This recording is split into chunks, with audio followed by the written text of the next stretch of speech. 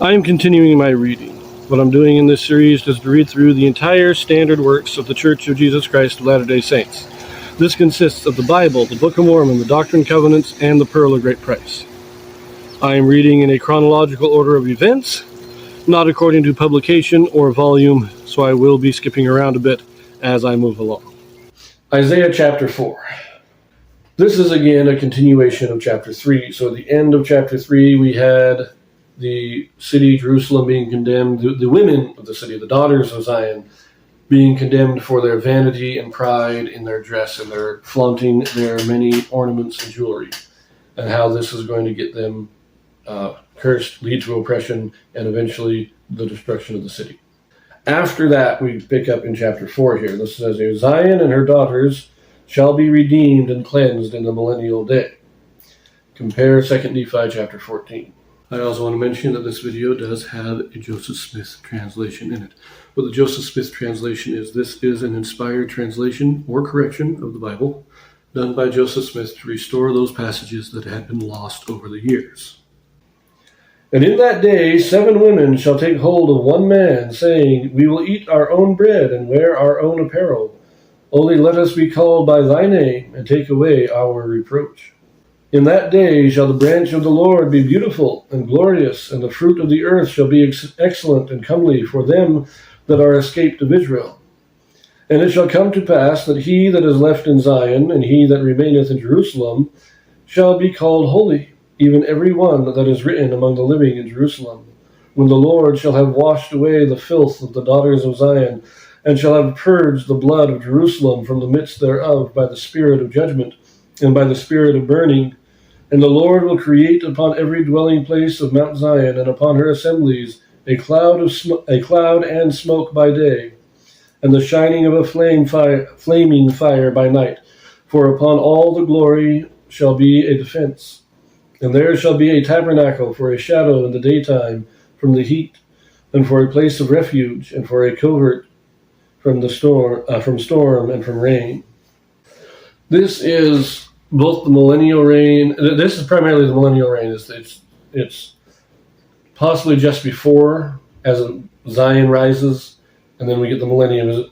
In verse 2 talks about those who escaped of Zion, escaped of Israel. These are those who are saved by Christ. They escaped the destruction of Israel. The fruit of the earth shall be excellent. This is the prosperity that comes during the millennium, or in Zion just before the millennium.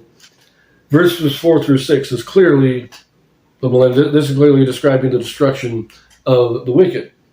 When the Lord shall have washed away the filth of the daughters of Zion. This is when Christ returns and all the wicked are destroyed. And again, you'll note that it talks about both Zion and Jerusalem, again indicating the dual capitals of Christ's kingdom here on earth. Jerusalem in the old world, Zion in the new. Now I want to say in verse 1, a lot of women today, a lot of feminists hate this verse because it is prophesying plural marriage. That's what it's talking about. 7 women will gladly share one husband. And it says to take away our reproach.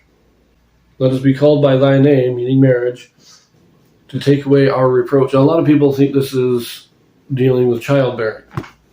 Because, in the Bible, there's a lot of women who are unable to have children. This is a sorrow to them. It's a reproach, you might say. But I think, because he doesn't mention children, he's just, let us marry you, and just the act of marriage takes away their reproach. Which means that the reproach is staying single. Many modern feminists love the idea, I don't need a man. But when Zion rises and we enter the millennium, it will be a reproach on any woman who willingly remains single. It will be a reproach on any man too, but there will be more women, and so in order for them to be married and take away that reproach, there will have to be plural marriage again. So, now, let us look at the Joseph Smith translation. Now, this is a very short chapter, only 6 verses long, so this, not much in the way of any changes here. Very minor, 4 verses, 4 out of 6, that's quite a few verses, but verse 2 says, And the fruit of the earth shall be excellent and comely for them that are escaped of Zion. of Israel. Joseph Smith changes the word for to two, right?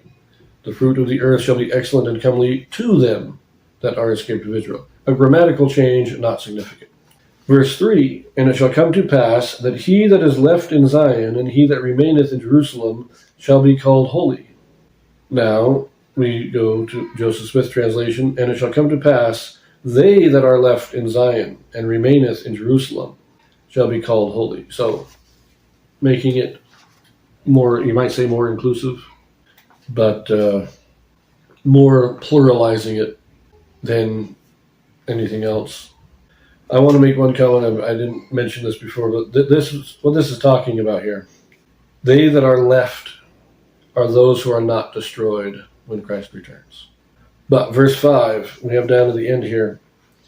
A cloud and smoke by day, and the shining of a flaming fire by night, for upon all the glory shall be a defense.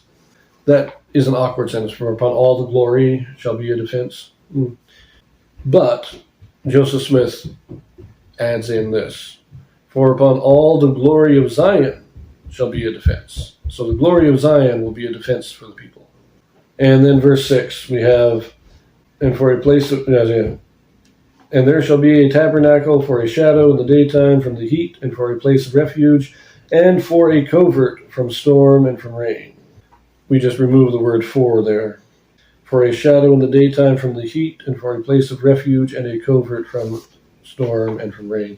So again, primarily just grammatical changes, grammatical corrections. The only real difference is, and it still doesn't really change the meaning, it just clarifies it, is the addition of Zion in verse 5, where it's the glory of Zion that is a defense, and not just the glory is a defense.